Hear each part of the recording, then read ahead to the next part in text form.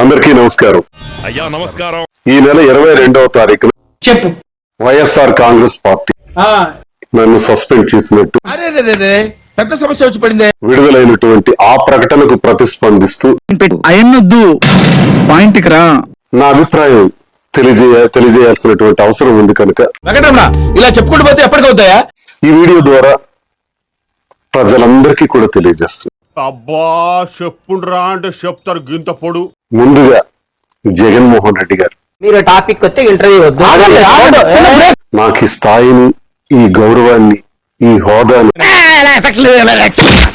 ఇచ్చినటువంటి జగన్మోహన్ రెడ్డి గారికి నా ధన్యవాదాలు.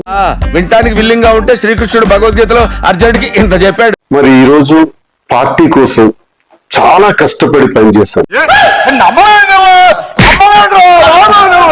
గొంతై మాట్లాడాను. అయ్యి బాబోయ్ నిజమే నమ్మబుద్ధి కావట్లేదురా. గట్టిగా ప్రతిపక్షాల మీద విరుచుకుపడ్డాను. నాకు సస్పెండ్ చేశారని తెలిసింది. అయ్యయ్యో సానుభూతి వద్దురా.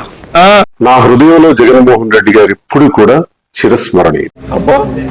కమలాసన్ ఈ రాజకీయ క్రీడలో నేను బలయ్యానేమో అని నాకు అనిపిస్తుంది. నువ్వు చాలా షార్ప్ రా, అందుకే అంత లేట్ గా క్యాచ్ చేసావు. Thank you sir. ఎప్పుడు పార్టీకి ద్రోహం చేయలేదు, మూర్తి గారు ఇలాంటప్పుడే గుండె రాయి చేసుకోవాలి.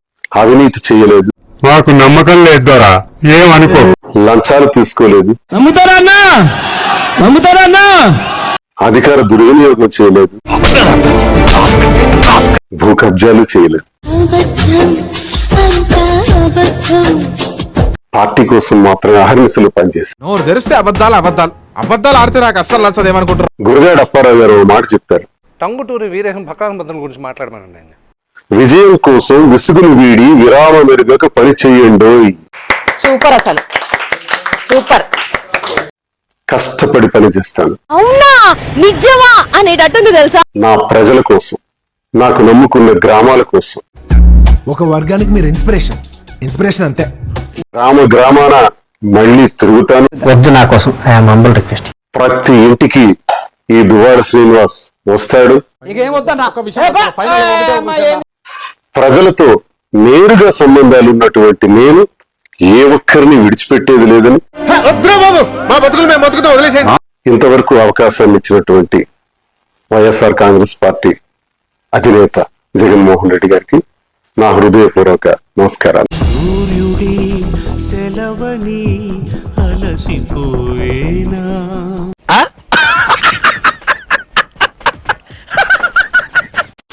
దేవుడు ఉన్నాడా లేడా? నన్ను సృష్టించింది డాక్టర్ వసీకర్. దేవుడున్నాడు.